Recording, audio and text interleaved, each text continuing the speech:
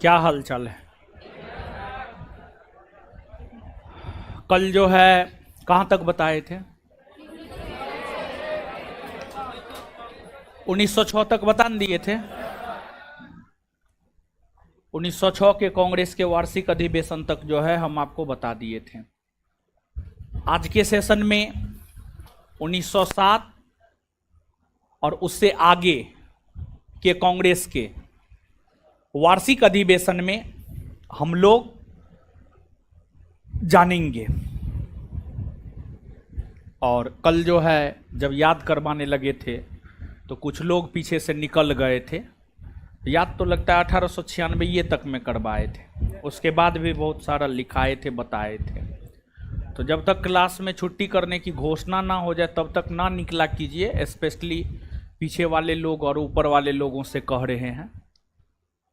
अब आपका मन है, आप निकल जाते हैं, अच्छी बात है, ऐसे ही निकल जाया कीजिए, कोई बात नहीं है, बीचे में क्लास को छोड़ करके, समझे। तो 1906 तक बता दिए थे। 2-4-5 क्वेश्चन जो है आपसे पूछ रहे हैं, फटाफट जवाब दीजिए, समझे, नहीं तो कुटाई खाइए। जिसको बुला रहे हैं आ जाइए प्रेम से सामने।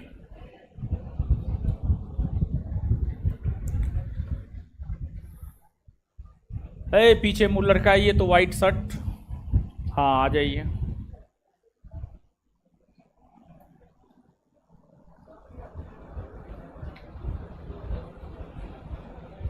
ब्लैक शर्ट आ जाइए, हाफ शर्ट ब्लैक, हाँ आ जाइए। पठा लाइए तो वहाँ से। बताइए, महात्मा गांधी कांग्रेस के किस वार्षिक अधिवेशन में पहली बार भाग लिए थे? 1901। बैठ जाइए, जाइए। हाय, घरे गए थे? का है, कौन सेमेस्टर का एग्जाम था? एडमिट कार्ड है, दिखाइए तो।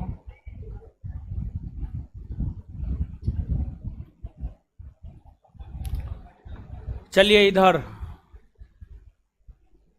रेड टी शर्ट आइए तो इधर से, वहाँ पे रेड टी शर्ट आ जाइए। अरे उधर क्या देख रहा है, तुम्ही को बुला रहे हैं यार, तुम और ना। अरे तुमको नहीं, उधर इधर वाले को बुला रहे, इधर इधर। क्या तारीख है वो? 16, 18, 19, 20, 22। एग्जाम तो था इसका। क्या नाम है जी आपका? ज्वाला कुमार। बाप रे। डेट ऑफ बर्थ क्या है? 1/4/2003। सेशन क्या है? कौन सा यूनिवर्सिटी है? कहाँ से ही कर रहे हैं जी आप?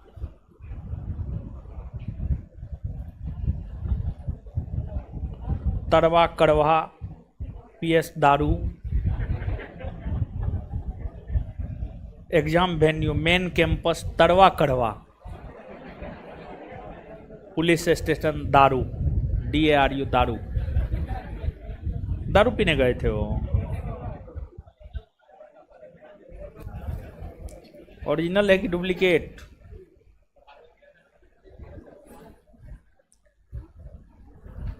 अरे आइए ना हो, हम जाएंगे तो नानी याद दिला देंगे। आप अपने आगे वाले को दिखाइए, हाँ दिखाइए दिखाइए उसको, हाँ हाँ आप ही को बुला रहे हैं।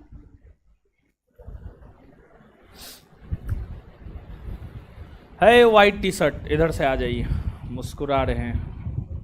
उधर वो वाला रो में जो वाइट है, हाँ हाँ।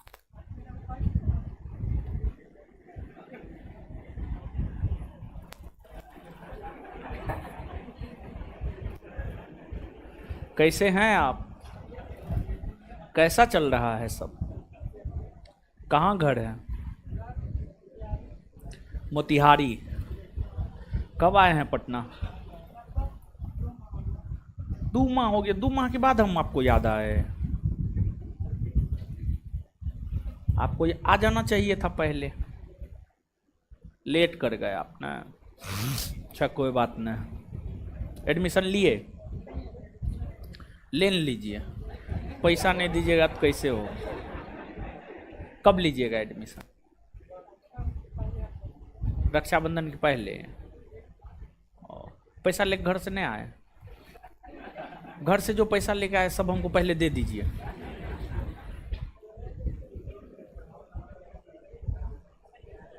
जाइए। झूठ भी बोल रहा होगा, क्या पता। हाँ, आपका क्या दिक्कत है? आप ठीक है ना? पढ़े हैं ना आप? चलिए। भारतीय राष्ट्रीय कांग्रेस के किस अधिवेशन में पहली बार राष्ट्रीय गीत वंदे मातरम गाया गया? 1906। ठीक। 1896 में कलकत्ता में हो रहे कांग्रेस के वार्षिक अधिवेशन की अध्यक्षता कौन किया था? ठीक है, बहुत बढ़िया, जाइए। ठीक है। दादा भाई नेहरू, आपको कोई दिक्कत, कोई कहानी? दादा भाई नेरोजी ने कांग्रेस अधिवेशन की अध्यक्षता कितनी बार किया? 3 बार। कब कब?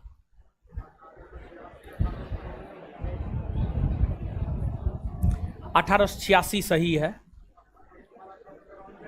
93, हाँ, और 1906। ठीक है, जाइए।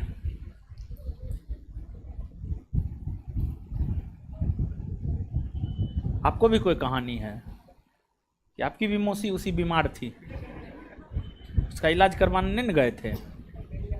डेली आते हैं? हाँ ठीक है, तब तो आप अच्छा आदमी हैं। बताइए।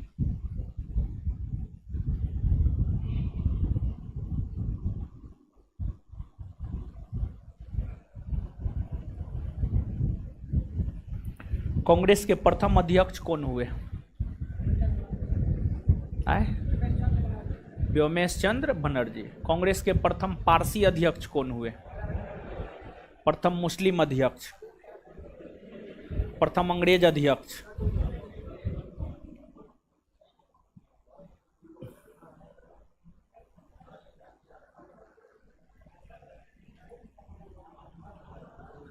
किसको खड़ा करे?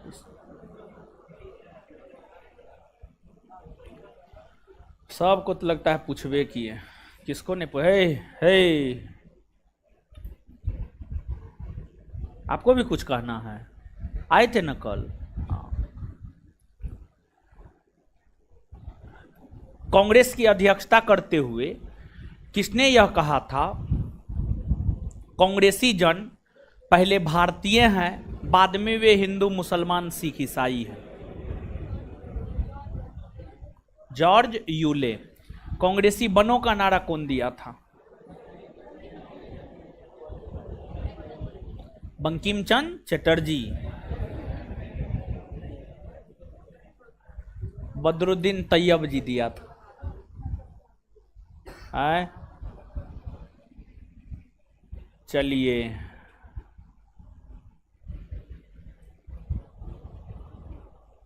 खड़ा होइए आप। कांग्रेस की स्थापना के समय भारतीय वायसराय कौन था? डफरीन। आए? आपकी मौसी थी? बोलिए जी जल्दी, कौन था? आए? Dufferin, Irwin. इरबिन इसके मौसा जी थे लगता है। डफरी मौसी ना है? तोरी की वो दिक्कतें। तो बैठिए, बैठिए आप लोग ऐसे पूजनीय हैं। आइए पढ़ते हैं। उधर पीछे में गरिया रही है 2 लड़की।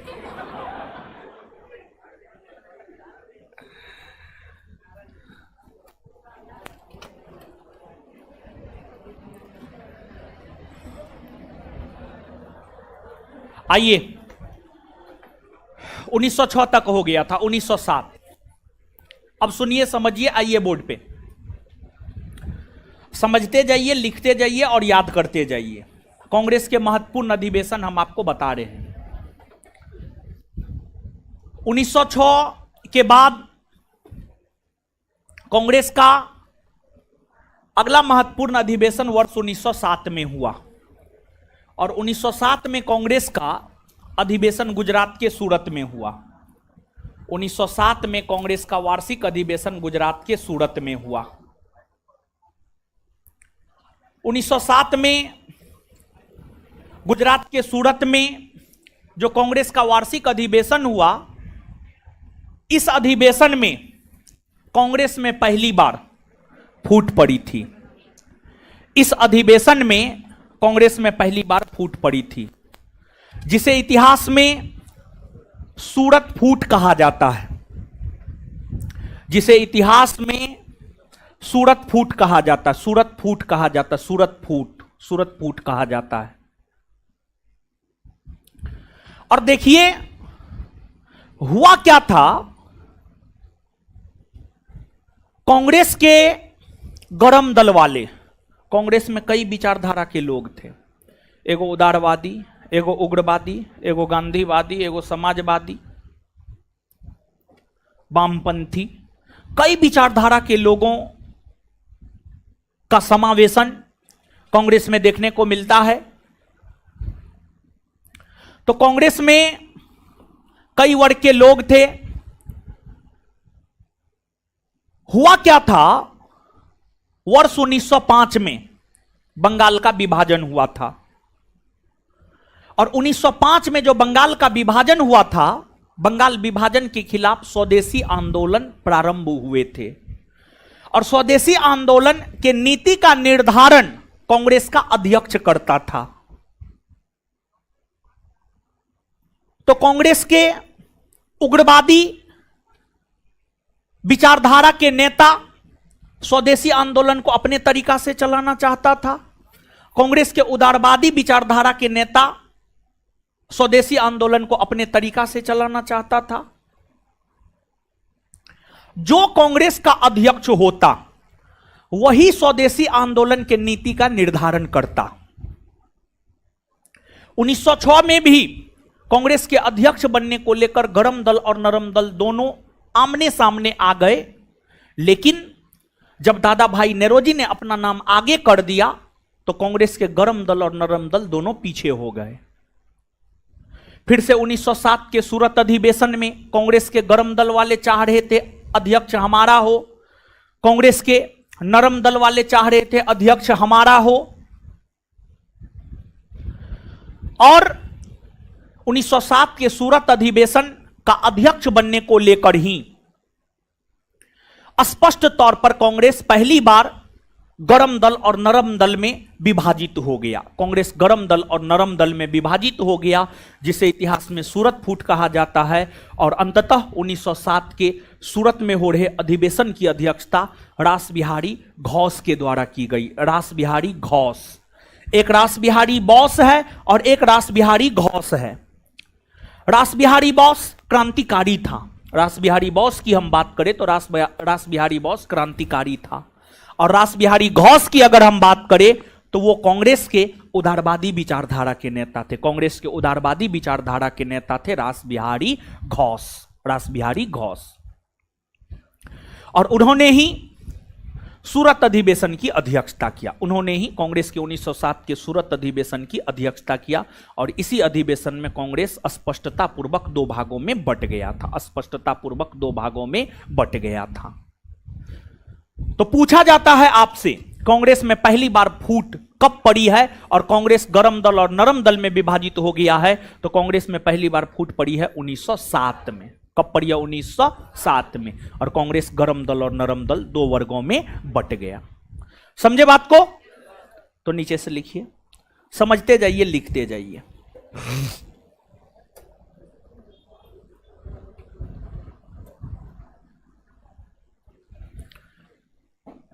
उन्नीस सौ 7 का वार्षिक अधिवेशन।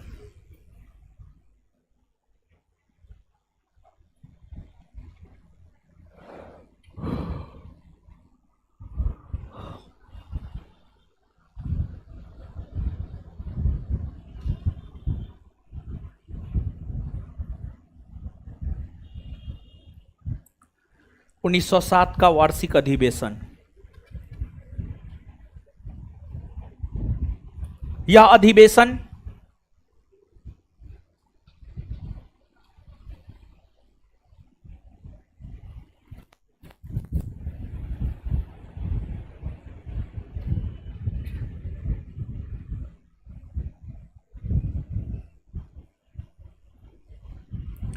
अधिवेशन सूरत में आयोजित हुआ।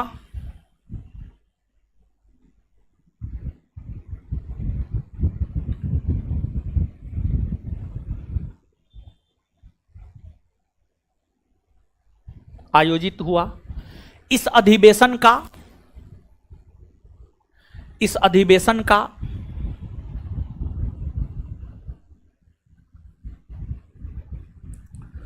अध्यक्ष बनने को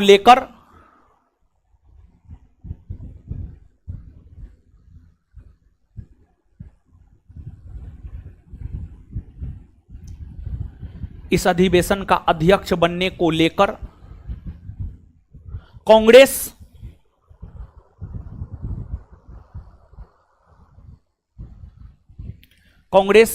स्पष्ट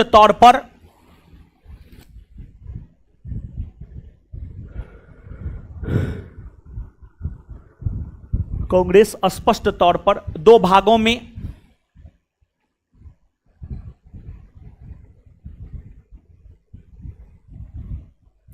विभाजित हो गया।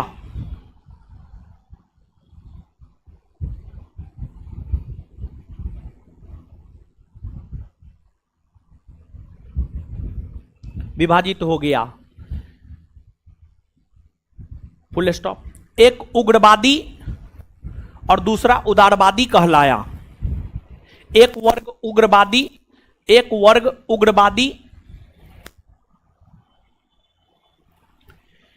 वर्ग उग्रवादी और दूसरा वर्ग उदारवादी कहलाया। एक वर्ग उग्रवादी और दूसरा वर्ग उदारवादी कहलाया।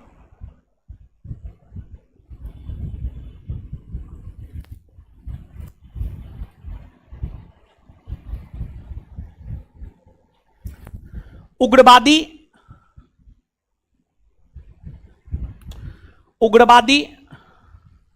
वर्ग के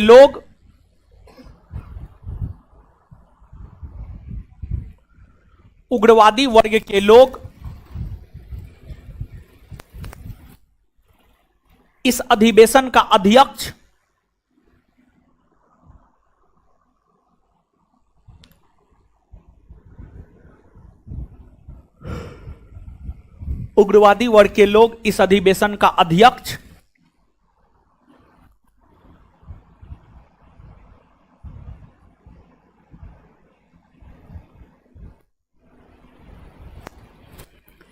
बाल गंगाधर तिलक या लाला लाजपत राय को बनाना चाहता था।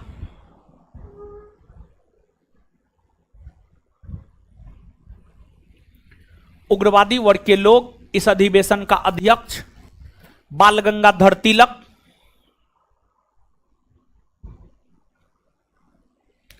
या लाला लाजपत राय को बनाना चाहता था। बाल गंगाधर तिलक या लाला लाजपत राय को बनाना चाहता था।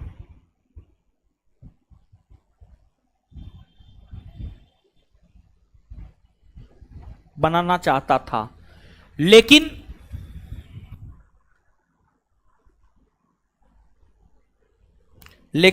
इस अधिवेशन की अध्यक्षता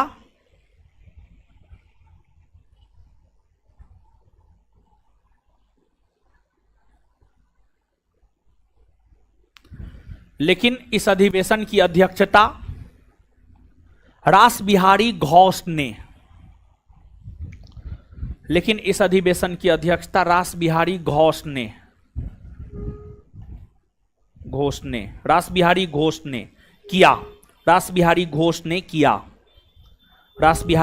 ने किया। Full stop. इसके बाद आगे आइएगा। 1908 ईस्वी की अगर हम लोग बात करें तो आइएगा बोर्ड पे। 1908 ईस्वी की अगर हम लोग बात करें तो वर्ष 1908 ईस्वी में कांग्रेस का वार्षिक अधिवेशन हुआ मद्रास में।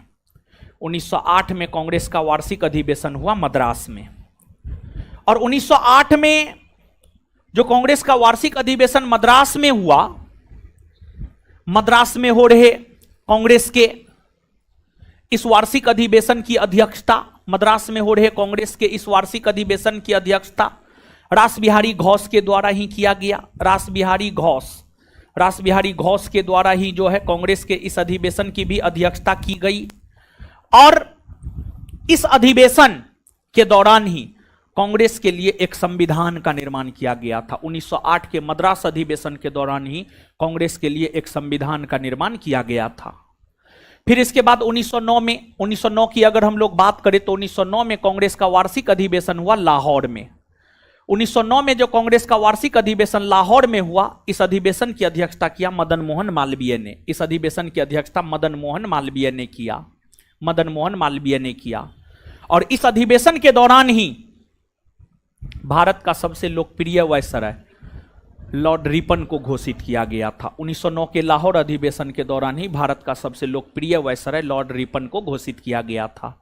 फिर वर्ष 1910 की अगर हम बात करें तो 1910 में कांग्रेस का वार्षिक अधिवेशन हुआ इलाहाबाद में। 1910 में कांग्रेस का वार्षिक अधिवेशन इलाहाबाद में हुआ और इलाहाबाद में हो रहे वार्षिक अधिवेशन की अध्यक्षता विलियम बेडरवर्थ ने किया। और ये वही विलियम बेडरवर्थ है जिन्होंने एओह्यूम की जीवनी लिखने का काम किया है। तो एओह्यूम ने कभी भी कांग्रेस के वार्षिक अधिवेशन की अध्यक्षता नहीं की है, लेकिन हम आपको बताए थे एओह्यूम के जीवनीकार विलियम बेडरवर्थ थे जिन्होंने 2 बार कांग्रेस के वार्षिक अधिवेशन की अध्यक्षता की है। और विलियम बेडरवर्थ ने 1889 मुंबई में हो रहे कांग्रेस के वार्षिक अधिवेशन की अध्यक्षता किया और 1910 में इलाहाबाद में हो रहे कांग्रेस के वार्षिक अधिवेशन की अध्यक्षता किया। इसके बाद वर्ष 1911 में कांग्रेस का वार्षिक अधिवेशन हुआ कोलकाता में। 1911 में जो कांग्रेस का वार्षिक अधिवेशन कोलकाता में हुआ, इस अधिवेशन की अध्यक्षता पंडित विशन नारायण धर ने किया था। इस अधिवेशन की अध्यक्षता अगर देखा जाए तो इस अधिवेशन की अध्यक्षता पंडित विशन नारायण धर ने जो है आपको इस अधिवेशन की अध्यक्षता किया। और इस अधिवेशन के दौरान ही भारत का राष्ट्रगान जनगण मन है जिसकी रचना रविन्द्रनाथ टैगोर ने किया है, वो पहली बार 1911 के कांग्रेस के कोलकाता अधिवेशन के दौरान ही गाया गया था। 1911 के कोलकाता अधिवेशन के दौरान ही पहली बार जो है आपको गाया गया था। यहां से आगे हम लोग जानेंगे, लेकिन उससे पहले लिखिएगा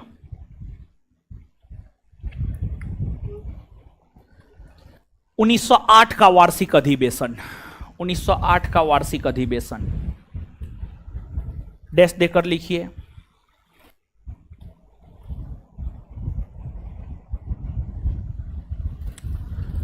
कांग्रेस का यह वार्षिक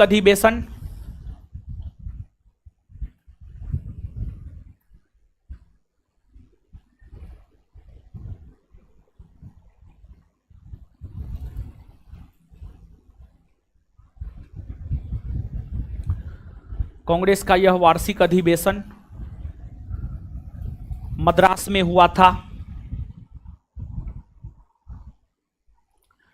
कांग्रेस का यह वार्षिक अधिवेशन मद्रास में हुआ था। इसकी अध्यक्षता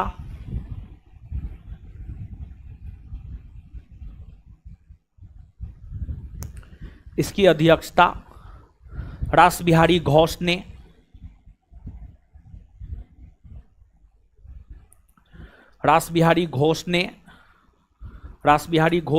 किया था। इसकी अध्यक्षता रासबिहारी घोष ने किया था। इसी अधिवेशन के दौरान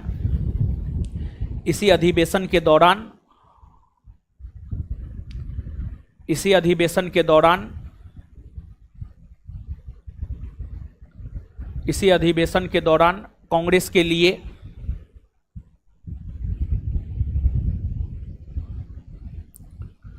इसी अधिवेशन के दौरान कांग्रेस के लिए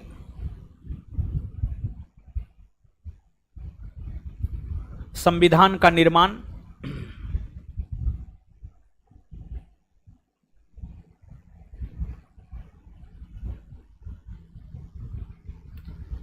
इसी अधिवेशन के दौरान कांग्रेस के लिए संविधान का निर्माण किया गया।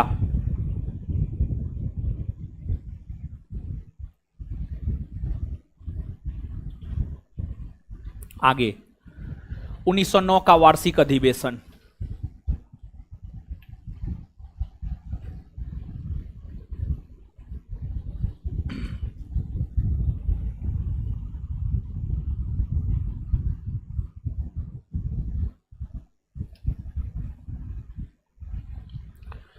यह अधिवेशन लाहौर में हुआ।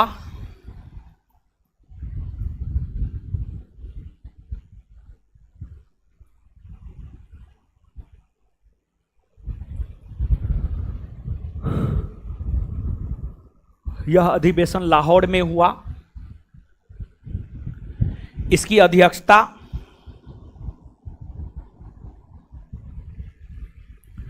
यह अधिवेशन लाहौर में हुआ। इसकी अध्यक्षता यह अधिवेशन लाहौर में हुआ। इसकी अध्यक्षता मदन मोहन मालवीय ने किया। इसकी अध्यक्षता मदन मोहन मालवीय ने किया। इसकी अध्यक्षता मदन मोहन मालवीय ने किया। Full stop. मदन मोहन मालवीय ने किया। Full stop. इस अधिवेशन के दौरान ही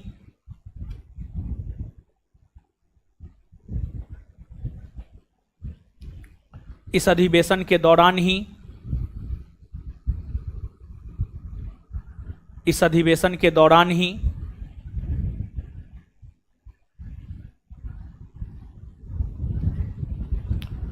लॉर्ड रिपन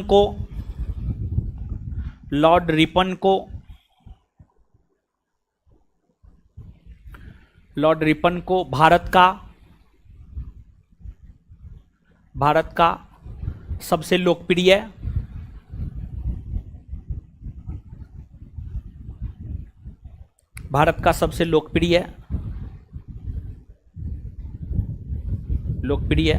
वायसराय घोषित किया गया।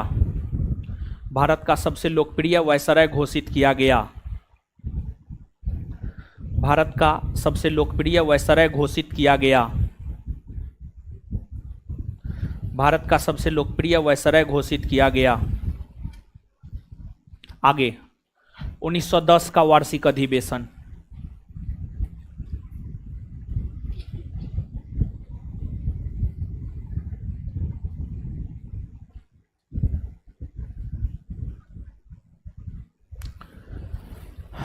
(1910) का वार्षिक अधिवेशन डैश देकर। यह अधिवेशन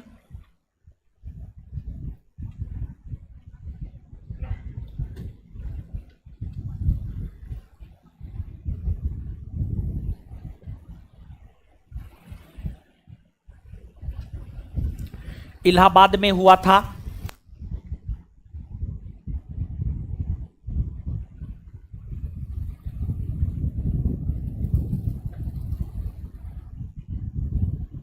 यह अधिवेशन इलाहाबाद में हुआ था। इसकी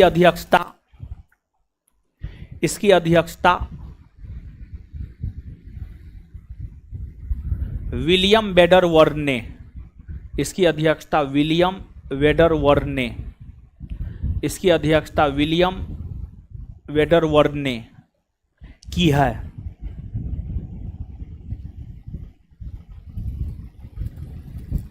आगे 1911 का वार्षिक अधिवेशन। 1911 का वार्षिक अधिवेशन।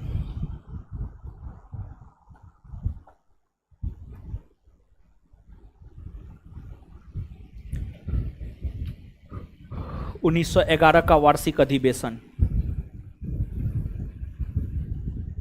लिखिएगा। कांग्रेस का यह वार्षिक अधिवेशन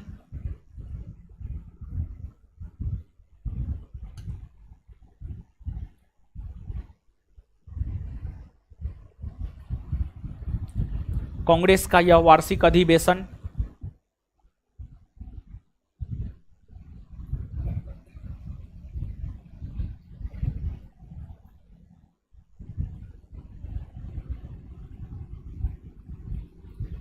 कोलकाता में हुआ है।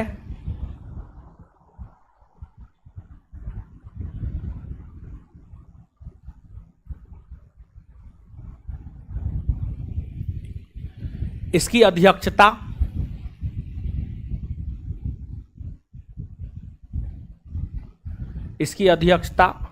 पंडित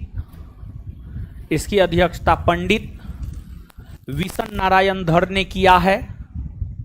इसकी अध्यक्षता पंडित विशन नारायण धर ने किया है। पंडित विशन नारायण धर ने किया है।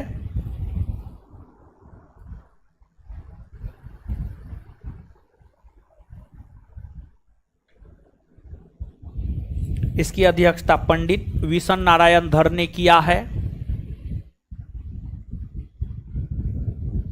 Full stop. इस अधिवेशन के दौरान ही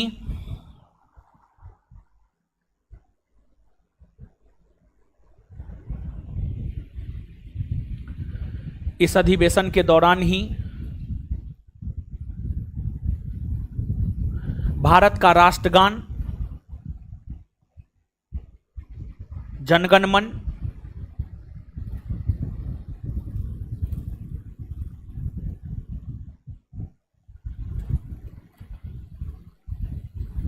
इस अधिवेशन के दौरान ही भारत का राष्ट्रगान जनगण मन पहली बार गाया गया था।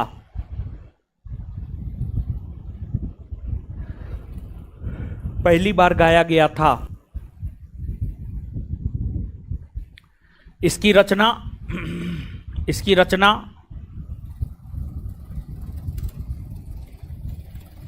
रविंद्रनाथ टैगोर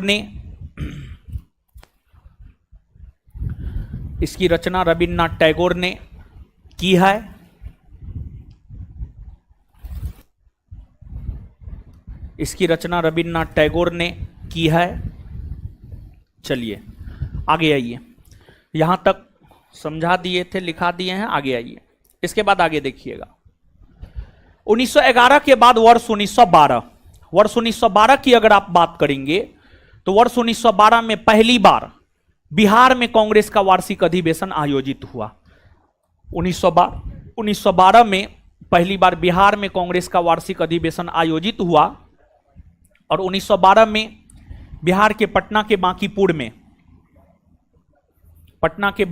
में कांग्रेस का वार्षिक अधिवेशन आयोजित हुआ। और यह जो कांग्रेस का वार्षिक अधिवेशन था, इस अधिवेशन की अध्यक्षता आर.एन. माधोलकर ने किया था। 1912 के बिहार के पटना के बांकीपुर के वार्षिक अधिवेशन की अध्यक्षता आर.एन. माधोलकर ने किया था। और यह बिहार में आयोजित कांग्रेस का प्रथम वार्षिक अधिवेशन था। इस अधिवेशन के दौरान ए.ओ. ह्यूम को कांग्रेस का जनक या पिता कहा गया था। देखिए हुआ क्या था, इस अधिवेशन से पहले कांग्रेस के संस्थापक ए.ओ. ह्यूम का निधन हो गया था। इस अधिवेशन के दौरान ही ए.ओ. ह्यूम को श्रद्धांजलि प्रदान की गई और साथ ही साथ ए.ओ. ह्यूम को कांग्रेस का जनक या पिता कहा गया। इसके बाद 13-14 इन सभी वार्षिक अधिवेशन का कोई खास महत्व नहीं है। इसके बाद वर्ष 1915 की अगर आप बात करेंगे तो 1915 में कांग्रेस का वार्षिक अधिवेशन हुआ मुंबई में। 1915 में जो कांग्रेस का वार्षिक अधिवेशन मुंबई में हुआ, इस अधिवेशन की अध्यक्षता किया था सर सत्येंद्र प्रसाद सिन्हा ने।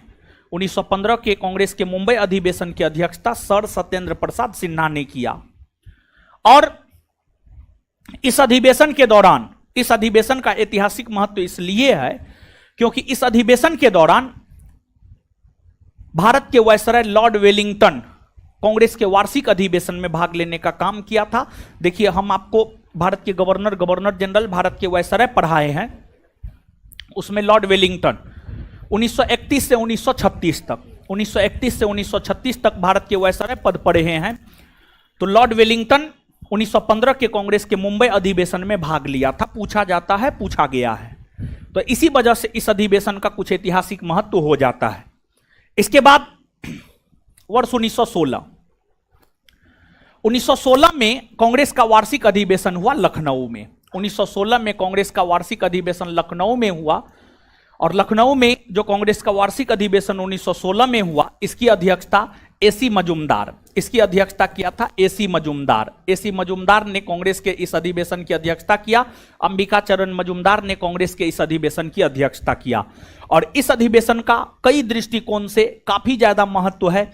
तो इस अधिवेशन का कई दृष्टिकोण से जो काफी ज्यादा महत्व है वो आगे हम आपको बताएंगे, लेकिन उससे पहले आप नोट डाउन कीजिए। 1912 का वार्षिक अधिवेशन,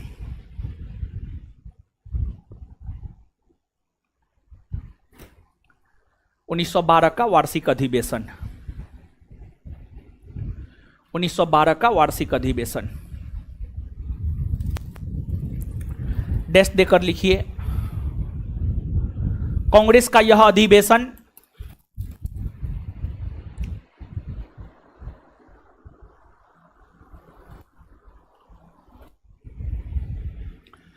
कांग्रेस का यह अधिवेशन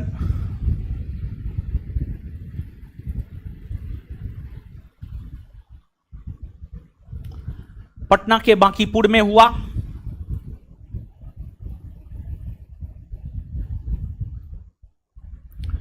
कांग्रेस का यह अधिवेशन पटना के बांकीपुर में हुआ।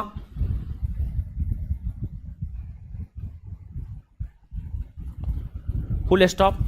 बिहार में होने वाला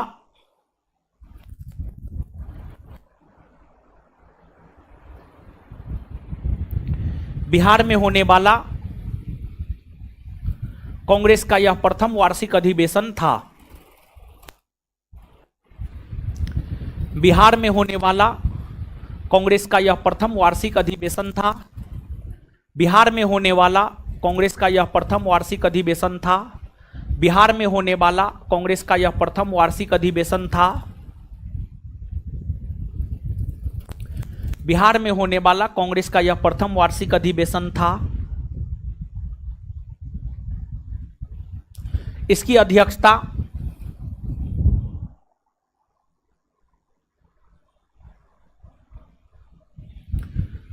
आर.एन. माधोलकर ने, इसकी अध्यक्षता R.N. माधोलकर, इसकी अध्यक्षता आर.एन. माधोलकर ने, इसकी अध्यक्षता आर.एन. माधोलकर ने किया था। इसकी अध्यक्षता आर.एन. माधोलकर ने किया था। इसकी अध्यक्षता आर.एन. माधोलकर ने किया था। इस अधिवेशन के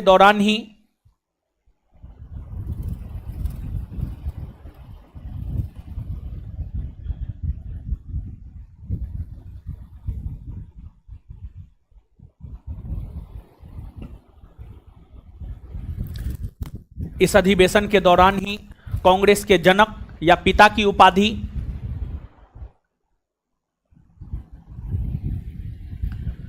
इस अधिवेशन के दौरान ही कांग्रेस के जनक या पिता की उपाधि इस अधिवेशन के दौरान ही कांग्रेस के जनक या पिता की उपाधि ए.ओ. ह्यूम को दिया गया था।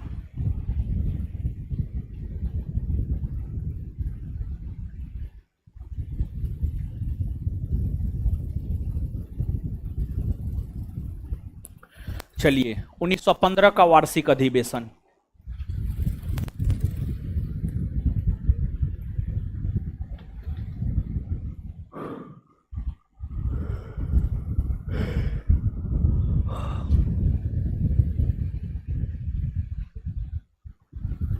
यह अधिवेशन मुंबई में हुआ था।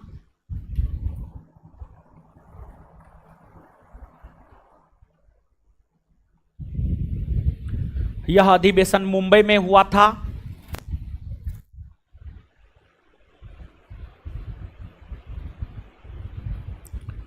यह अधिवेशन मुंबई में हुआ था। इसकी अध्यक्षता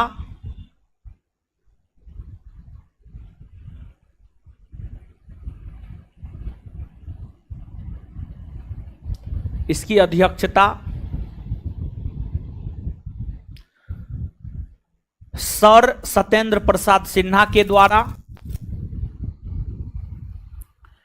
इसकी अध्यक्षता सर सत्येंद्र प्रसाद सिन्हा के द्वारा,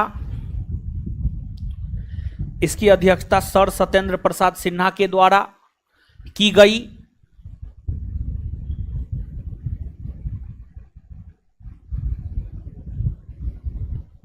सर सत्येंद्र प्रसाद सिन्हा के द्वारा की गई।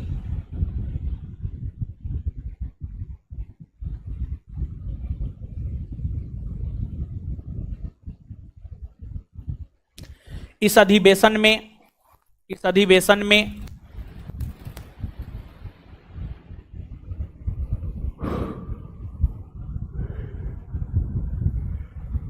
भारतीय वायसराय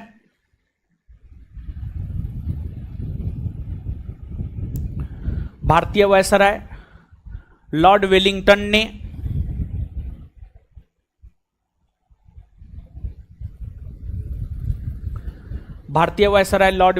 ने भाग लिया था।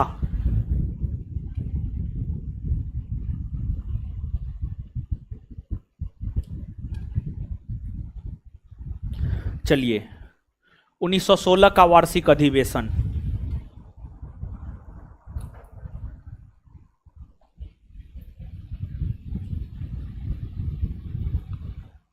यह अधिवेशन लखनऊ में हुआ था।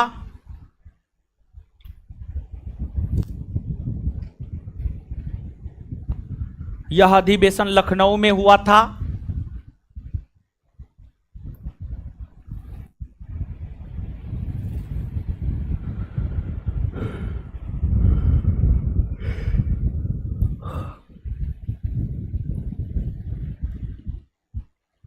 इसकी अध्यक्षता अंबिका चरण मजूमदार ने किया था।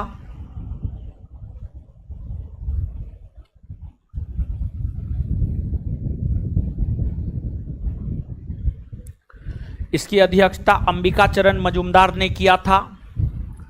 इसकी अध्यक्षता अंबिका चरण मजूमदार ने किया था।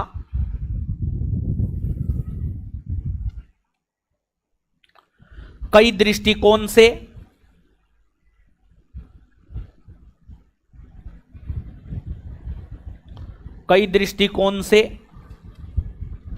इस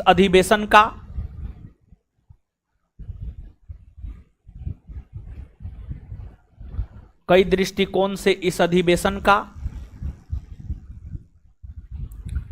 काफी महत्व रहा है, जो निम्न है।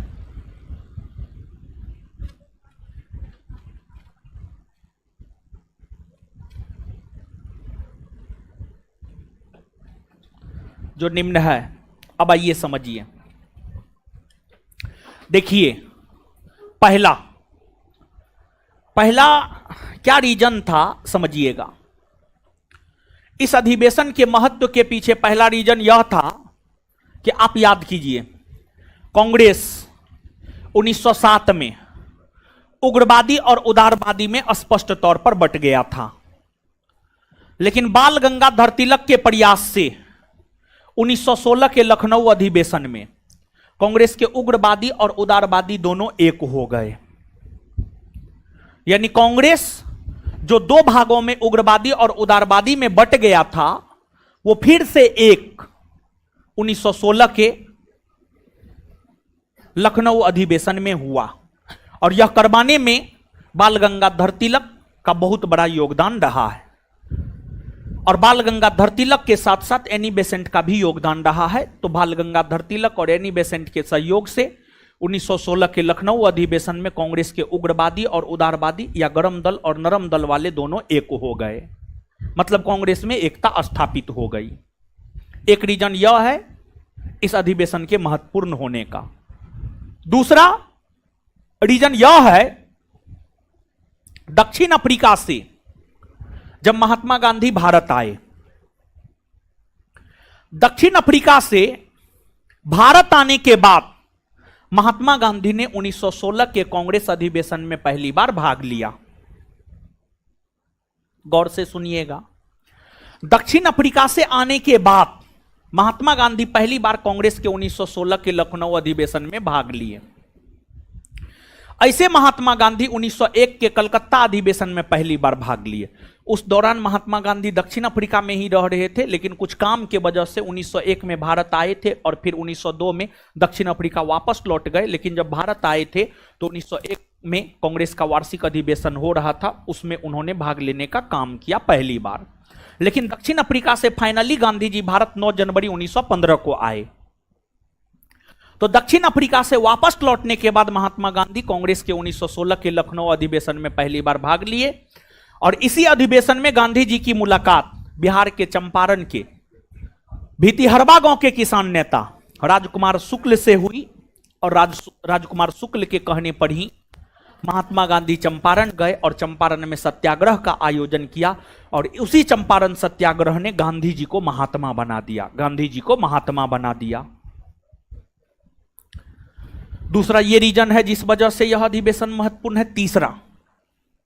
तीसरा रीजन यह है कि इस अधिवेशन के दौरान ही बाल गंगाधर तिलक ने एक नारा दिया था, स्वराज हमारा जन्मसिद्ध अधिकार है और हम इसे लेकर रहेंगे। स्वराज हमारा जन्मसिद्ध अधिकार है और हम इसे लेकर रहेंगे। और अगला रीजन यह है 1916 के लखनऊ अधिवेशन में कांग्रेस और मुस्लिम लीग के बीच समझौता हुआ। 1916 के लखनऊ अधिवेशन में ही कांग्रेस और मुस्लिम लीग के बीच समझौता हुआ, जिसे लखनऊ समझौता कहा जाता है।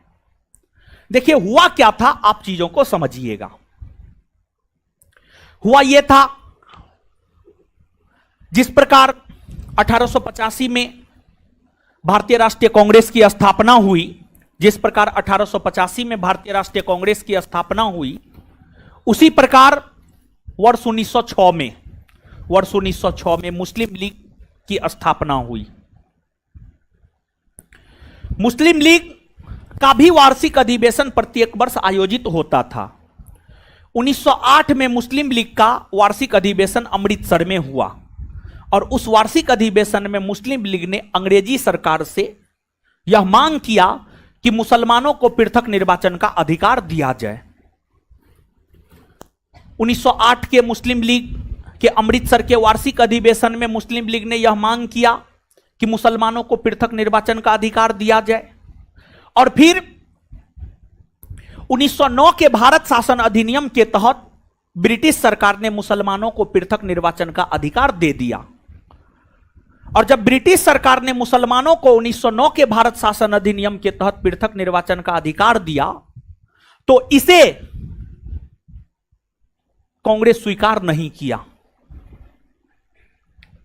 ब्रिटिश सरकार ने 1909 के भारत शासन अधिनियम के तहत मुसलमानों को जो पृथक निर्वाचन का अधिकार दिया, उसे कांग्रेस स्वीकार नहीं किया, जिस वजह से कांग्रेस और मुस्लिम लीग के संबंध में भी खटास उत्पन्न हो गया था। और फिर आगे चलकर मोहम्मद अली जिन्ना के प्रयास से 1916 के लखनऊ अधिवेशन में कांग्रेस और मुस्लिम लीग के बीच समझौता हुआ, जिसे लखनऊ समझौता कहा जाता है। इस लखनऊ समझौता में यह प्रावधान किया गया, लखनऊ समझौता में यह प्रावधान किया गया कि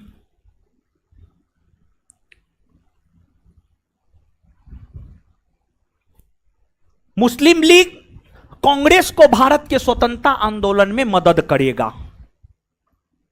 दूसरा प्रावधान यह किया गया, कांग्रेस मुसलमानों को दिए जाने वाले पृथक निर्वाचन के अधिकार को स्वीकार करेगा।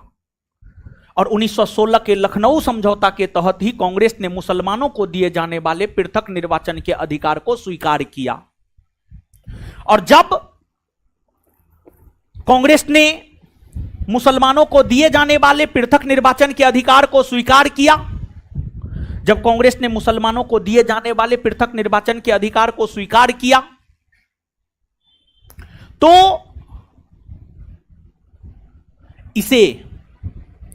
तो इसका विरोध मदन मोहन मालवीय ने किया था। मदन मोहन मालवीय ने किया था, यानी आप यह भी कह सकते हैं कांग्रेस और मुस्लिम लीग के बीच जो लखनऊ समझौता हुआ है, उस लखनऊ समझौता का विरोध मदन मोहन मालवीय ने किया, मदन मोहन मालवीय ने। और लखनऊ समझौता के बाद 1916 से 1922 के बीच कांग्रेस और मुस्लिम लीग का संबंध काफी मधुर रहा, काफी अच्छा संबंध रहा कांग्रेस और मुस्लिम लीग का 1916 से 1922 के दौरान। 1916 से 1922 के दौरान कांग्रेस और मुस्लिम लीग का संबंध काफी शानदार रहा, काफी बेहतर बना रहा। इस अवधि के दौरान कांग्रेस और मुस्लिम लीग दोनों एक दूसरे के कंधा से कंधा मिलाकर काम किया। तो ये तमाम रीजन है जिस वजह से 1916 के लखनऊ अधिवेशन का काफी ज्यादा ऐतिहासिक महत्व है। तो नीचे से एक नंबर में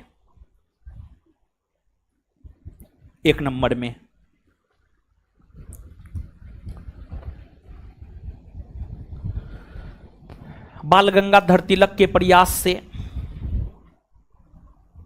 बाल गंगाधर तिलक और एनी बेसेंट के प्रयास से, बाल गंगाधर तिलक और एनी बेसेंट के प्रयास से, पानी पिलाओ तो जी, थोड़ा ठंडा पानी पिलाना, वो गर्म हो गया होगा।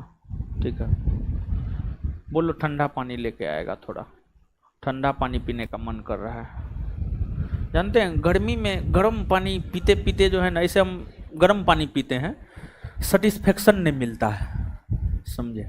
और गर्म पानी पीना मजबूरी है। अगर गर्म पानी नहीं पिएंगे ना तो गला इतना फ्रेश रहेगा। हमारा गला आप देखते होंगे कि ज़्यादा बैठता न है। उसका रीजन है, भले कितनों चिल्लाएं, उसका रीजन है गर्म पानी का पीना। समझे, गर्म पानी भर दिन पीते रहते हैं, समझे।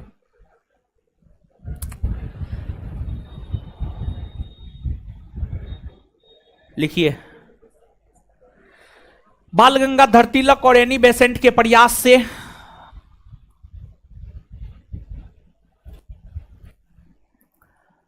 कांग्रेस के गरम दल और नरम दल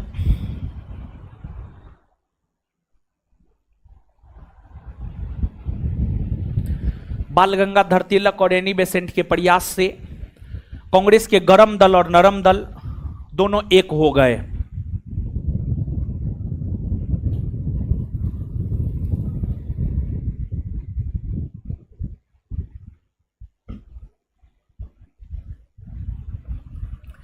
कांग्रेस के गरम दल और नरम दल दोनों एक हो गए। दूसरा,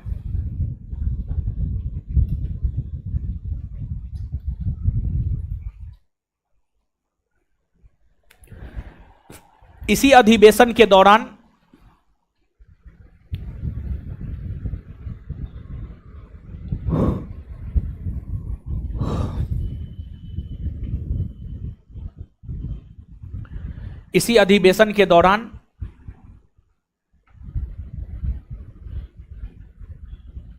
बाल गंगाधर तिलक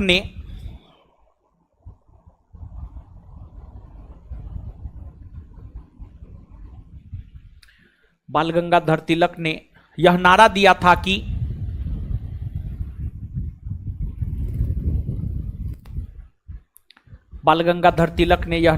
था कि स्वराज्य हमारा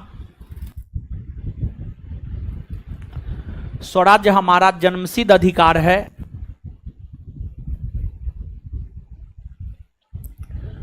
स्वराज्य हमारा जन्मसिद्ध अधिकार है और इसे लेकर रहेंगे। स्वराज्य हमारा जन्मसिद्ध अधिकार है और इसे लेकर रहेंगे।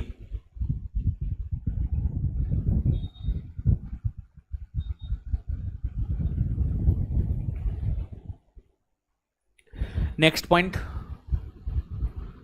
दक्षिण अफ्रीका से भारत वापस लौटने के बाद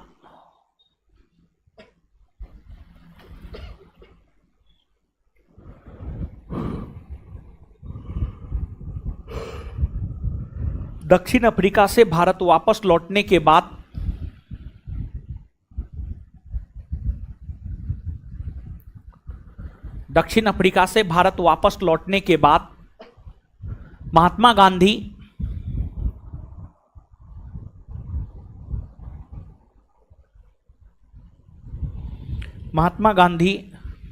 1916 के लखनऊ अधिवेशन में ही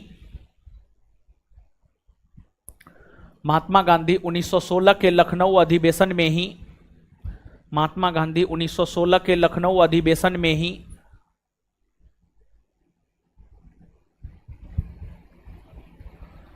पहली बार भाग लिए।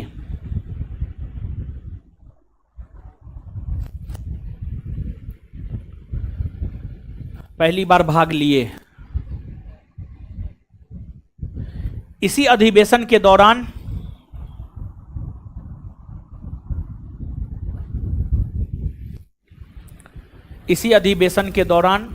गांधी जी की मुलाकात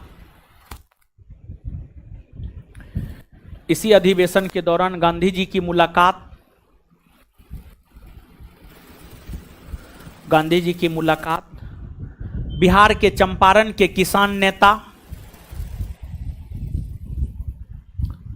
इसी अधिवेशन के दौरान गांधी जी की मुलाकात बिहार के चंपारण के किसान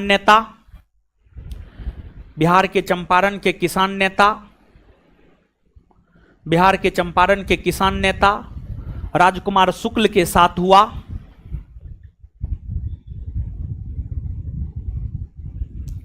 बिहार के चंपारण के किसान नेता राजकुमार शुक्ल के साथ हुआ।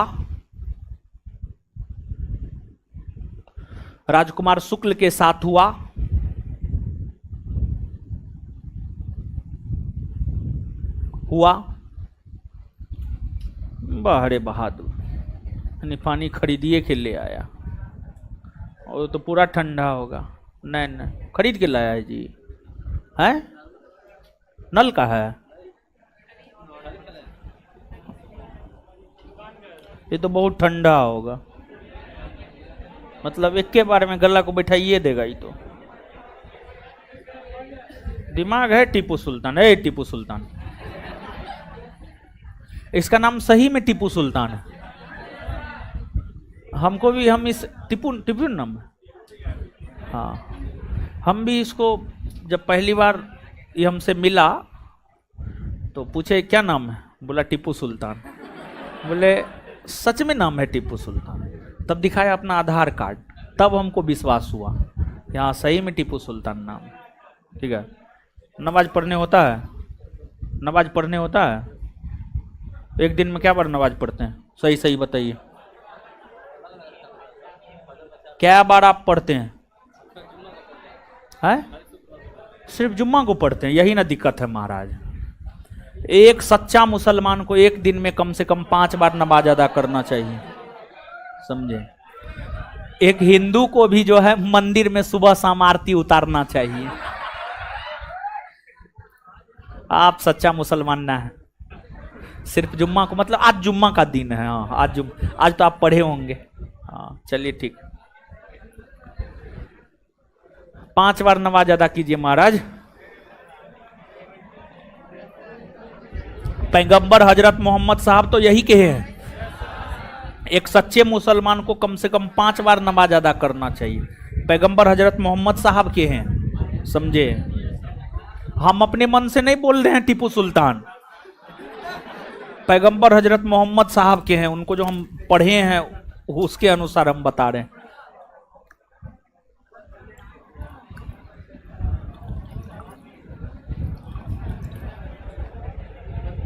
हाँ,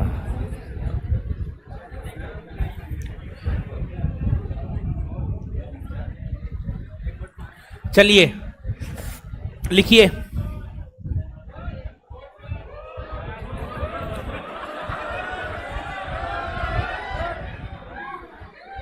राजकुमार शुक्ल के साथ हुआ, फुल स्टॉप। पहले पढ़िए ना तब बात करेंगे। राजकुमार शुक्ल के कहने पर ही, उसी में राजकुमार शुक्ल के कहने पर ही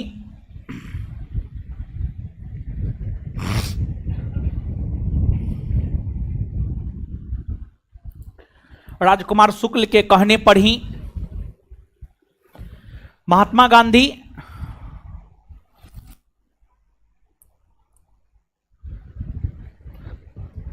गांधी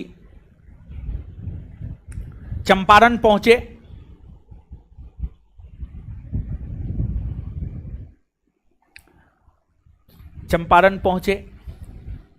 और सत्याग्रह किए।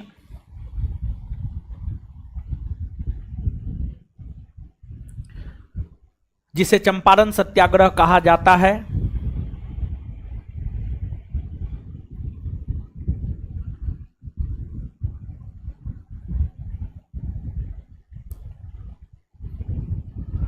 नेक्स्ट पॉइंट, इसी अधिवेशन के दौरान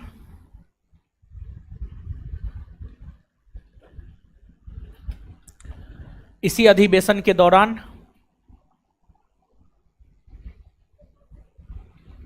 इसी अधिवेशन के दौरान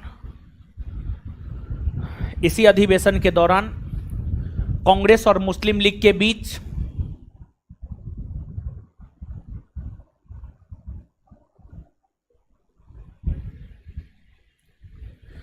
इसी अधिवेशन के दौरान कांग्रेस और मुस्लिम लीग के बीच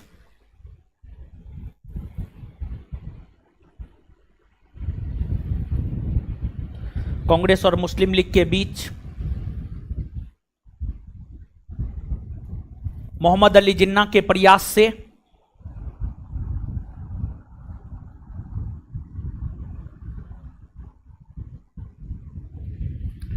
मोहम्मद अली जिन्ना के प्रयास से समझौता हुआ।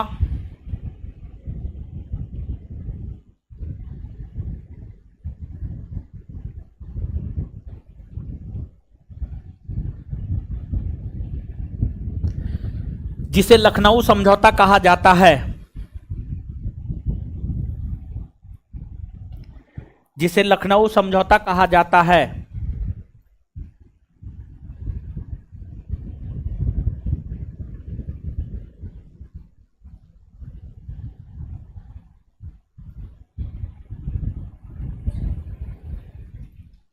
लखनऊ समझौता में लखनऊ समझौता के तहत में नहीं, लखनऊ समझौता के तहत लखनऊ समझौता के तहत लखनऊ समझौता के तहत लखनऊ समझौता के तहत कांग्रेस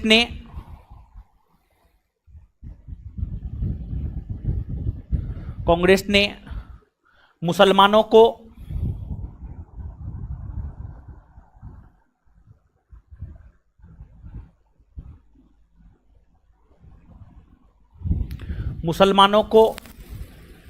दिए जाने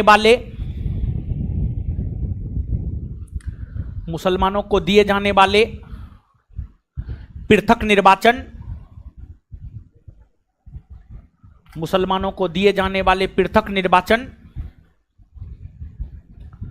पृथक निर्वाचन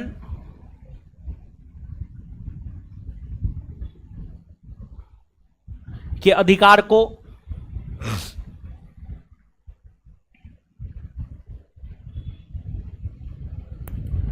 स्वीकृति प्रदान किया।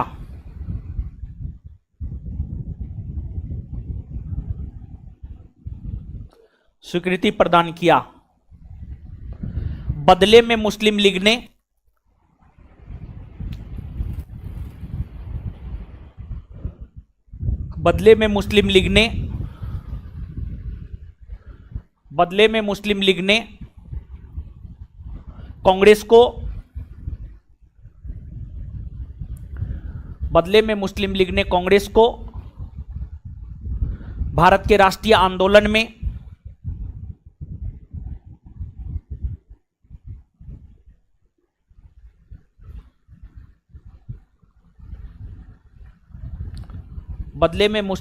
कांग्रेस को भारत के राष्ट्रीय आंदोलन में सहायता प्रदान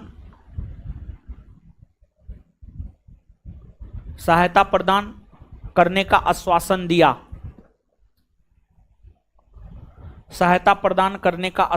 दिया।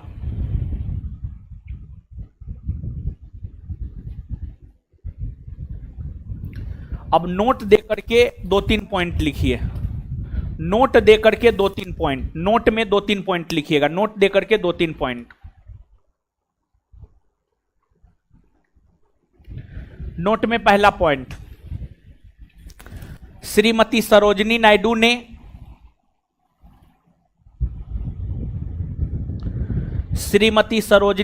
ने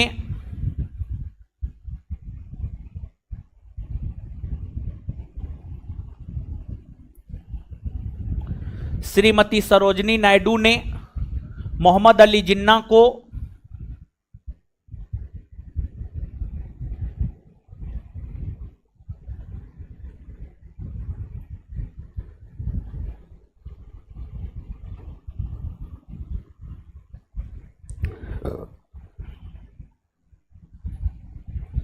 श्रीमती सरोजिनी नायडू ने मोहम्मद अली जिन्ना को हिंदू मुस्लिम एकता का राजदूत कहकर पुकारी।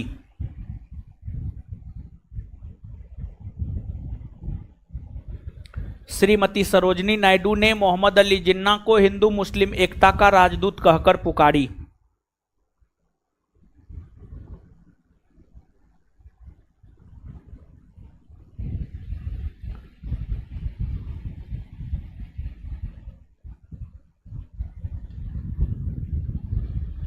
नेक्स्ट पॉइंट, कांग्रेस और मुस्लिम लीग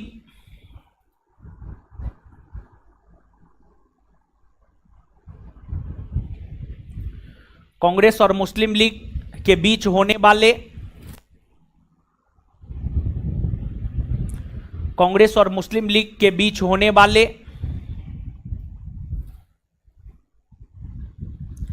लखनऊ समझौता का विरोध कांग्रेस और मुस्लिम लीग के बीच होने वाले लखनऊ समझौता का विरोध कांग्रेस और मुस्लिम लीग के बीच होने वाले लखनऊ समझौता का विरोध मदन मोहन मालवीय ने किया।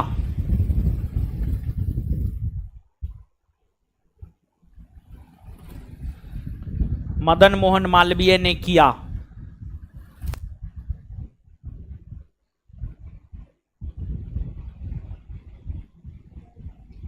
मदन मोहन मालवीय ने किया।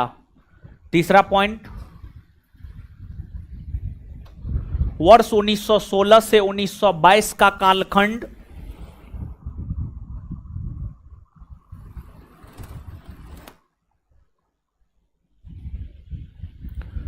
वर्ष 1916 से 1922 का कालखंड वर्ष 1916 से 1922 का कालखंड वर्ष 1916 से 1922 का कालखंड कांग्रेस और मुस्लिम लीग के लिए वर्ष 1916 से 1922 का कालखंड कांग्रेस और मुस्लिम लीग के लिए कांग्रेस और मुस्लिम लीग के लिए कांग्रेस और मुस्लिम लीग के लिए मतैक्य, बोर्ड पे लिख रहे हैं मतैक्य, मतैक्य, मतैक्य, बोर्ड पे लिखे हैं मतैक्य, अर्थात मित्रता। मतैक्य अर्थात मित्रता। मतैक्य अर्थात मित्रता का कालखंड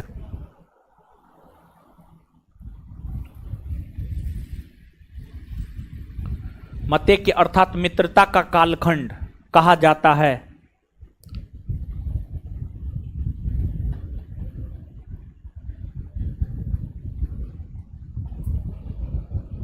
मतैक्य अर्थात मित्रता का कालखंड कहा जाता है। चलिए, हो गया, याद रखिएगा। अब आगे आइए,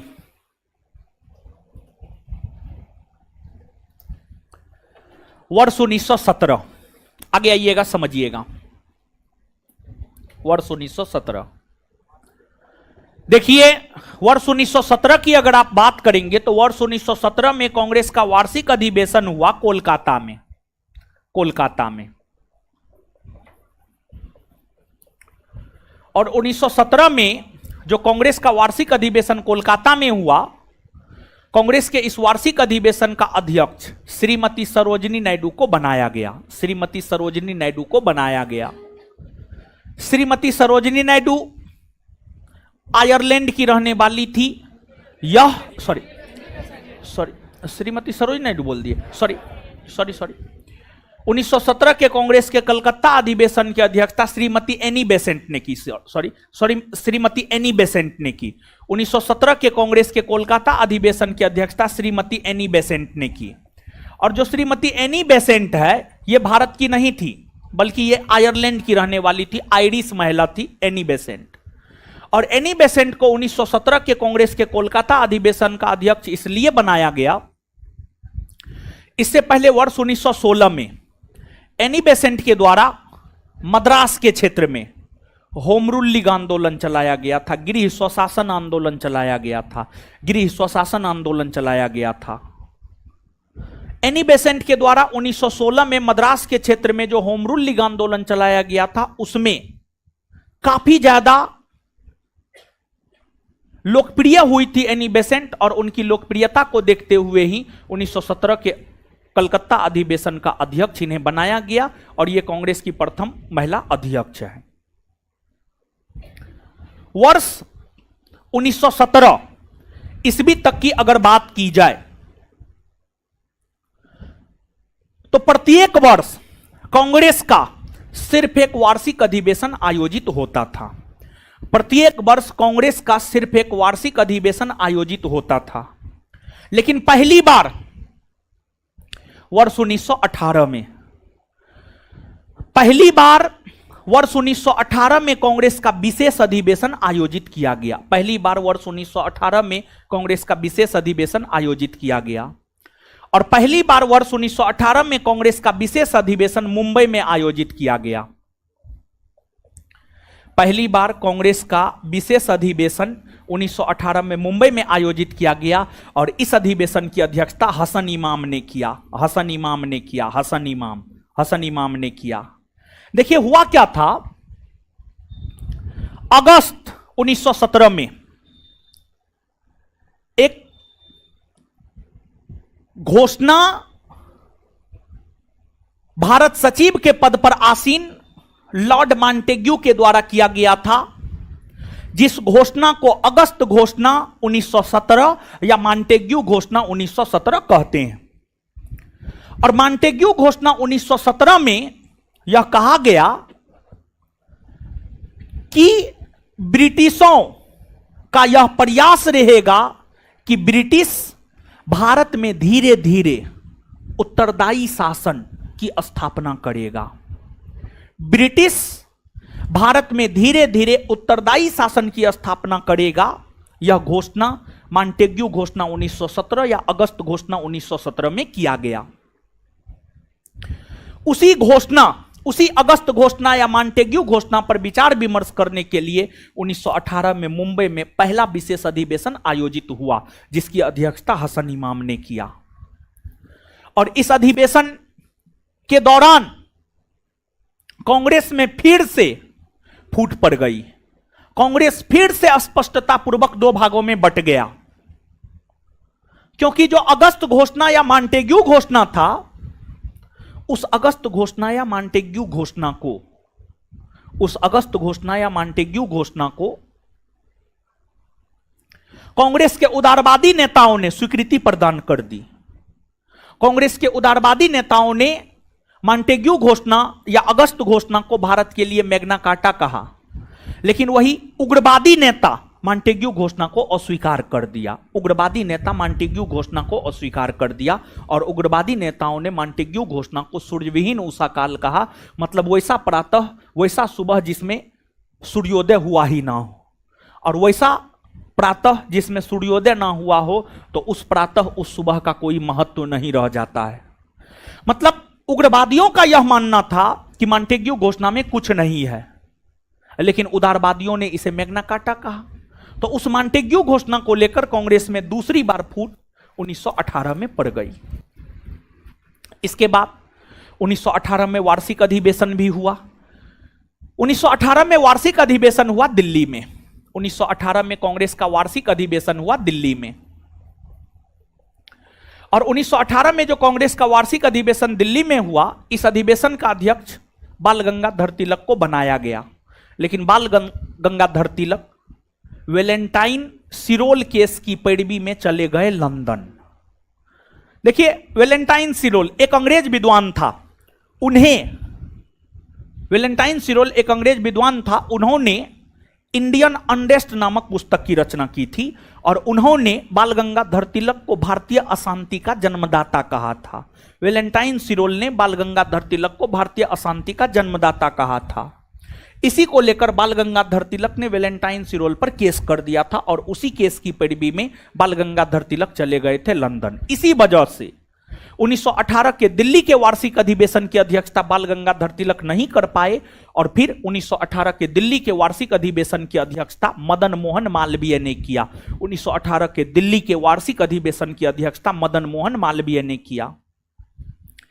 फिर 1919 में कांग्रेस का वार्षिक अधिवेशन पंजाब के अमृतसर में हुआ। 1919 में कांग्रेस का वार्षिक अधिवेशन पंजाब के अमृतसर में हुआ और इस अमृतसर अधिवेशन की अध्यक्षता पंडित मोतीलाल नेहरू ने किया था। मोतीलाल नेहरू पंडित जवाहरलाल नेहरू के पिताजी, पंडित जवाहरलाल नेहरू के पिताजी मोतीलाल नेहरू ने ही कांग्रेस के 1919 के अमृतसर अधिवेशन की अध्यक्षता किया।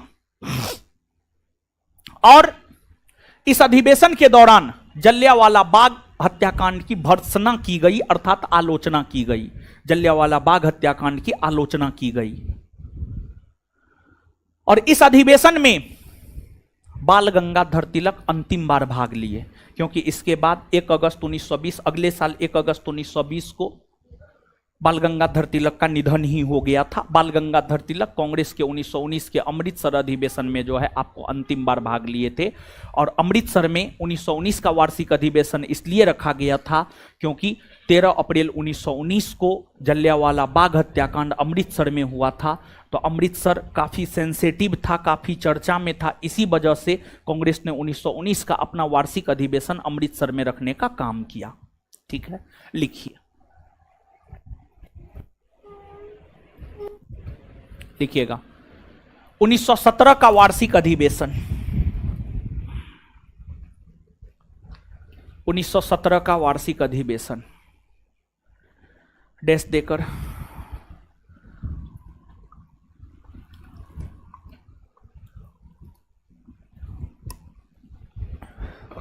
लिखिएगा, डैश देकर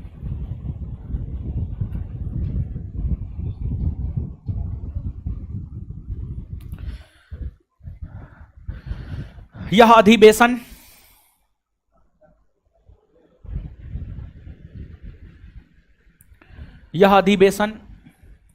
कोलकाता में हुआ।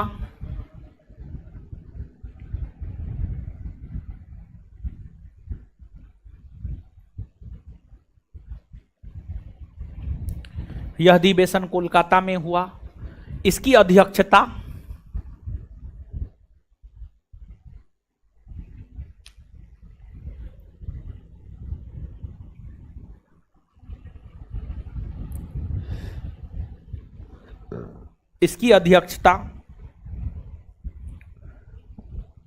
श्रीमती एनी बेसेंट ने की। इसकी अध्यक्षता श्रीमती एनी बेसेंट ने की।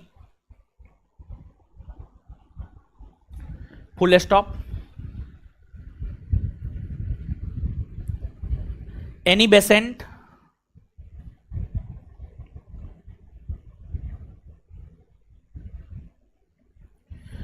कांग्रेस की अध्यक्ष बनने वाली, एनी बेसेंट कांग्रेस की अध्यक्ष बनने वाली प्रथम महिला हुई।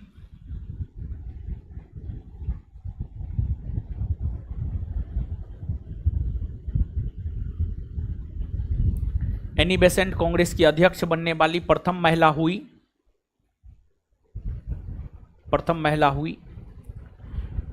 ये आयरलैंड की रहने वाली थी।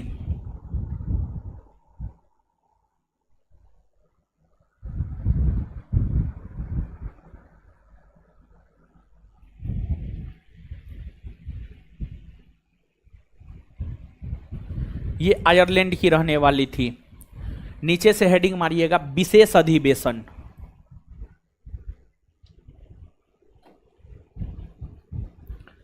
विशेष अधिवेशन डैश देकर विशेष अधिवेशन डैश देकर पहली बार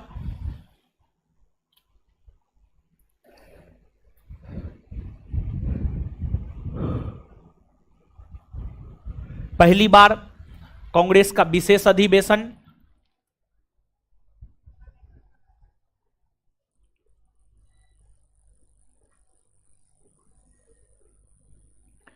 पहली बार कांग्रेस का विशेष अधिवेशन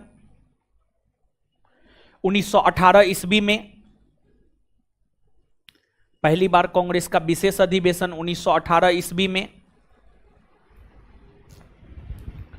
पहली बार कांग्रेस का विशेष अधिवेशन 1918 ईस्वी में मुंबई में,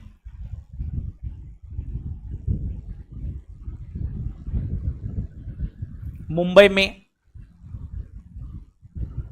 अगस्त घोषणा 1917 पर, मुंबई में अगस्त घोषणा 1917 पर, मुंबई में अगस्त घोषणा 1917 पर विचार विमर्श,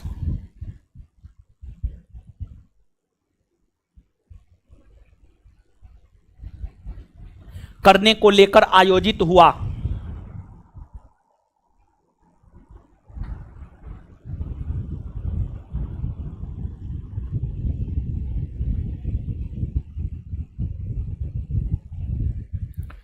इस अधिवेशन की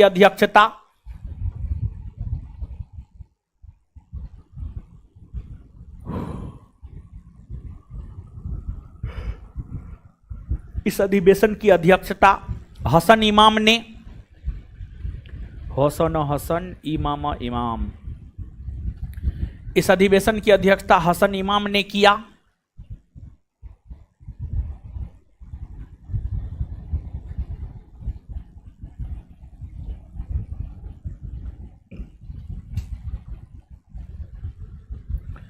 हसन इमाम ने किया।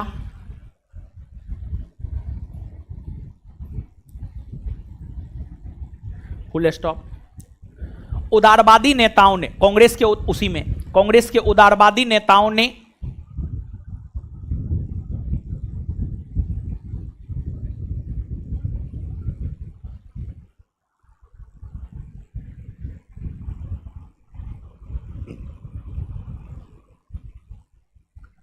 कांग्रेस के उदारवादी नेताओं ने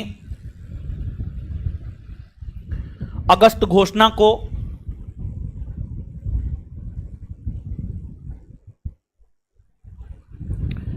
कांग्रेस के उदारवादी नेताओं ने अगस्त घोषणा को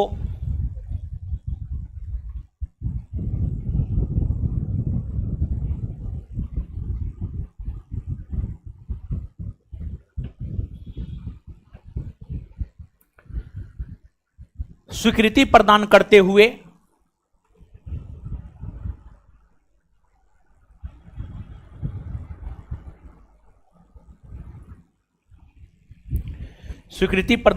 हुए भारत के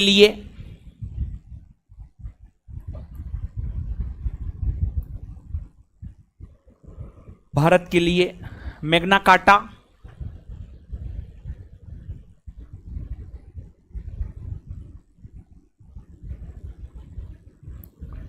भारत के लिए मैग्ना कार्टा कहा।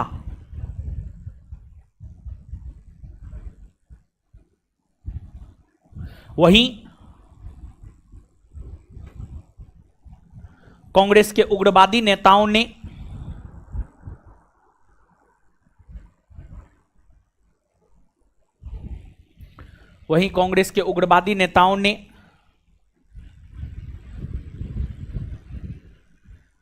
अगस्त घोषणा को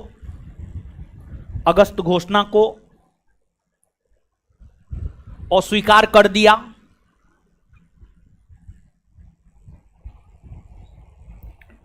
अगस्त घोषणा को अस्वीकार कर दिया,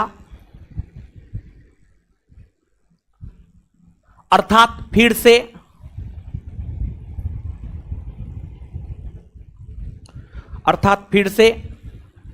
कांग्रेस में विभाजन हो गया।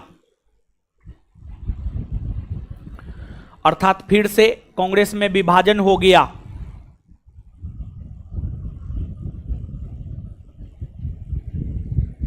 अर्थात फिर से कांग्रेस में विभाजन हो गया। यह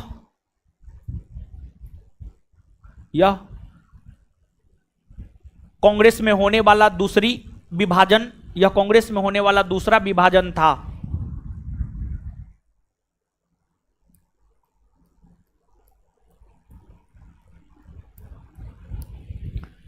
यह कांग्रेस में होने वाला दूसरा विभाजन था। यह कांग्रेस में होने वाला दूसरा विभाजन था। यह कांग्रेस में होने वाला दूसरा विभाजन था। नोट देकर लिखिएगा, नोट देकर लिखिएगा। बाल गंगाधर तिलक ने अगस्त घोषणा को, बाल गंगाधर तिलक ने अगस्त घोषणा को, बाल गंगाधर तिलक ने अगस्त घोषणा को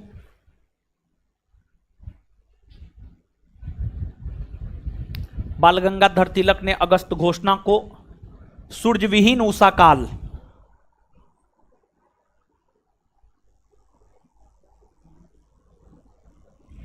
बाल गंगाधर तिलक ने अगस्त घोषणा को सूर्यविहीन उषा काल, बाल गंगाधर तिलक ने अगस्त घोषणा को सूर्यविहीन उषा काल की संज्ञा दिया। सूर्यविहीन उषा काल की संज्ञा दिया। सूर्यविहीन उषा काल की संज्ञा दिया। आगे हेडिंग मारिएगा 1918 का वार्षिक अधिवेशन।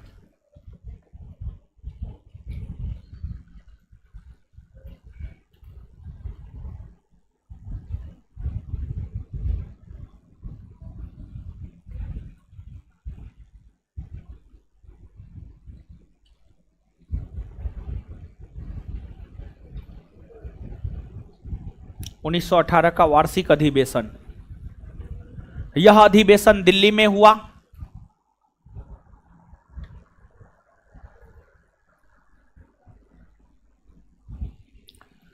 उन्नीस सौ 18 का वार्षिक अधिवेशन डैश दे करके, यह अधिवेशन दिल्ली में हुआ। इसका अध्यक्ष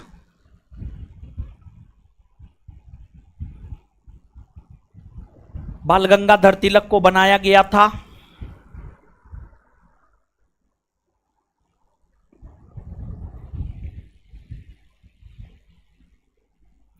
इसका अध्यक्ष बाल गंगाधर तिलक को बनाया गया था।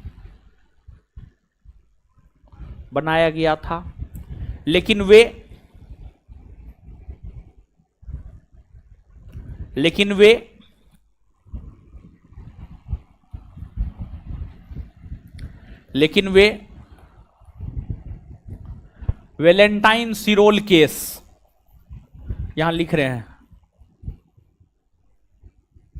वैलेंटाइन सिरोल केस, लेकिन वे वैलेंटाइन सिरोल केस की पैरवी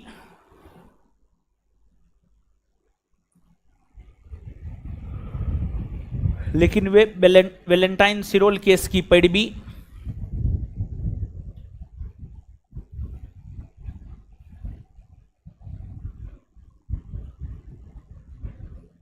हेतु लंदन चले गए।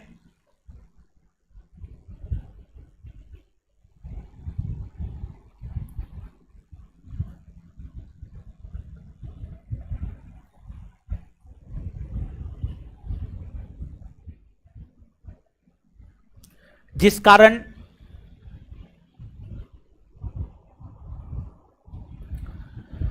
इस अधिवेशन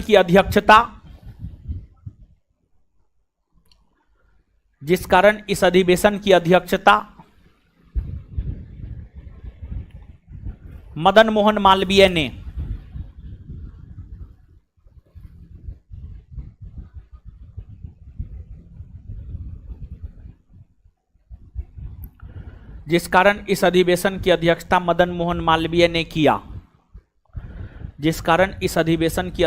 मदन मोहन मालवीय ने किया।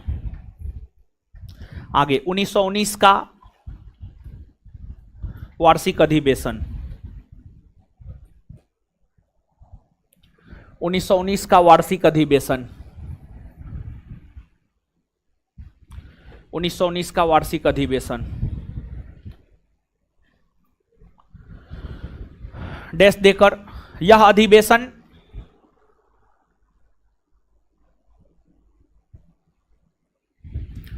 अमृतसर में आयोजित हुआ।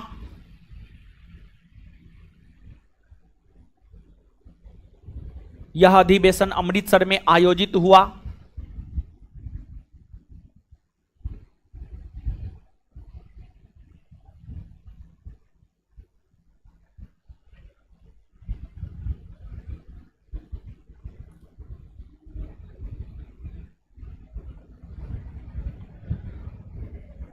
इसकी अध्यक्षता पंडित मोतीलाल नेहरू ने किया।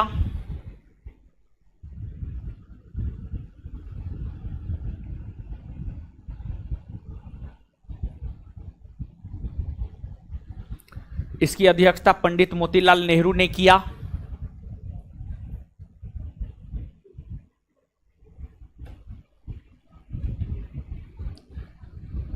इस अधिवेशन में जलियांवाला बाग हत्याकांड की आलोचना की गई। इस अधिवेशन में जलियांवाला बाग हत्याकांड की आलोचना की गई। इस अधिवेशन में जलियांवाला बाग हत्याकांड की आलोचना की गई।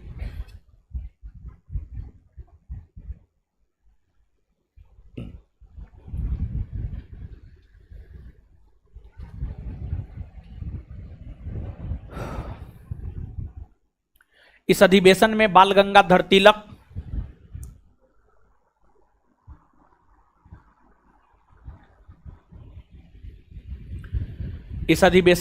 गंगाधर तिलक अंतिम बार भाग लिए थे। इस अधिवेशन में बाल गंगाधर तिलक अंतिम बार भाग लिए थे।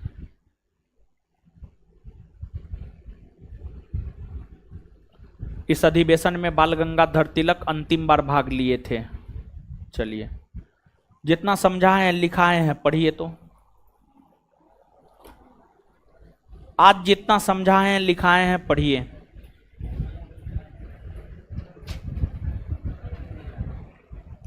पढ़िए जल्दी। पढ़ने बोले हैं, इधर उधर मत कीजिए। पढ़िए पढ़िए पढ़िए जल्दी। पढ़ रहे हैं? पढ़िए जल्दी पढ़िए। जल्दी जल्दी पढ़िए आप लोग, फटाफट पढ़िए। देखिए इसको क्या कर रहा है। फटाफट पढ़िए, पढ़िए, पढ़ते जाइए।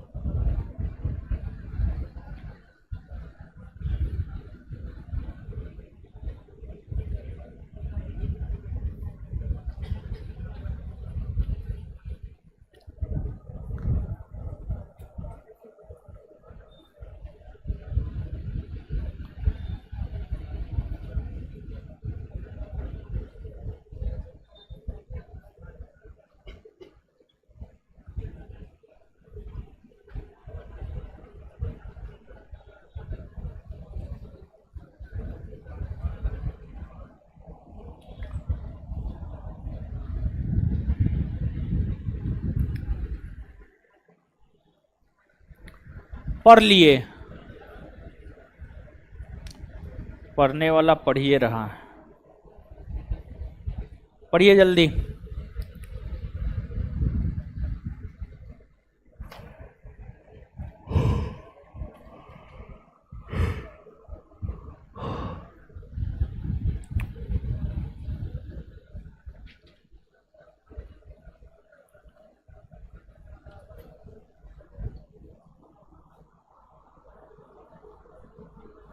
ए, रोइएगा नहीं ना आज, आज छोड़ देंगे 5 मिनट में।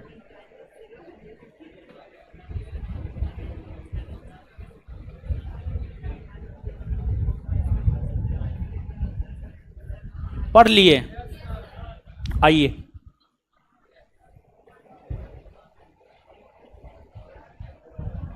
आइए तो याद करते हैं।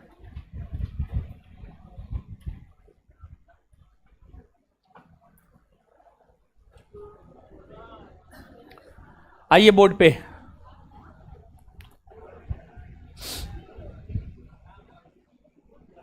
उन्नीस सौ सात में कांग्रेस का वार्षिक अधिवेशन कहां हुआ था? कहां हुआ था? अध्यक्षता कौन किया था? रासबिहारी घोष। रासबिहारी 1907 के सूरत अधिवेशन की अध्यक्षता किसने किया? कांग्रेस में पहली बार फूट कब पड़ी है? कांग्रेस में पहली बार फूट कब पड़ी है? 1908 में कांग्रेस का वार्षिक अधिवेशन कहां हुआ? कहां हुआ है? अध्यक्षता किसने किया? अध्यक्षता किसने किया है? कांग्रेस के लिए संविधान का निर्माण किस अधिवेशन में हुआ? 1908 मद्रास। कांग्रेस के लिए संविधान का निर्माण किस अधिवेशन में हुआ? 1908 मद्रास। 1909 में कांग्रेस का वार्षिक अधिवेशन कहां हुआ? कहां हुआ है? अध्यक्षता किसने की है? मदन मोहन। 1909 के कांग्रेस के लाहौर अधिवेशन की अध्यक्षता किसने की है? इस अधिवेशन में कांग्रेस का सबसे लोकप्रिय वायसराय किसे घोषित किया गया? Lord Ripon. 1909 के लाहौर अधिवेशन में कांग्रेस का भारत का सबसे लोकप्रिय वायसराय किसे घोषित किया? किसे घोषित किया गया? आगे 1910 में कांग्रेस का वार्षिक अधिवेशन कहां हुआ? कहां हुआ है? 1910 में कांग्रेस का वार्षिक अधिवेशन कहां हुआ? अध्यक्षता किसने किया? किसने किया है? 1911 में कहां हुआ? 1911। अध्यक्षता कौन किया? पंडित विशन नारायण। भारत के राष्ट्रगान जनगण मन पहली बार किस अधिवेशन में गाया गया? 1911 कोलकाता। भारत का राष्ट्रगान जनगण मन पहली बार किस अधिवेशन में गाया गया? किस अधिवेशन में गाया गया? 1911 कोलकाता। 1911 कोलकाता। 1912 में कांग्रेस का वार्षिक अधिवेशन कहां हुआ? कहां हुआ है? कहां हुआ है? अध्यक्षता किसने किया? अध्यक्षता किसने किया है? इस अधिवेशन में कांग्रेस का जनक या पिता किसे घोषित किया? कांग्रेस के किस अधिवेशन में एओह्यूम को कांग्रेस का जनक या पिता घोषित किया? 1912। 1912।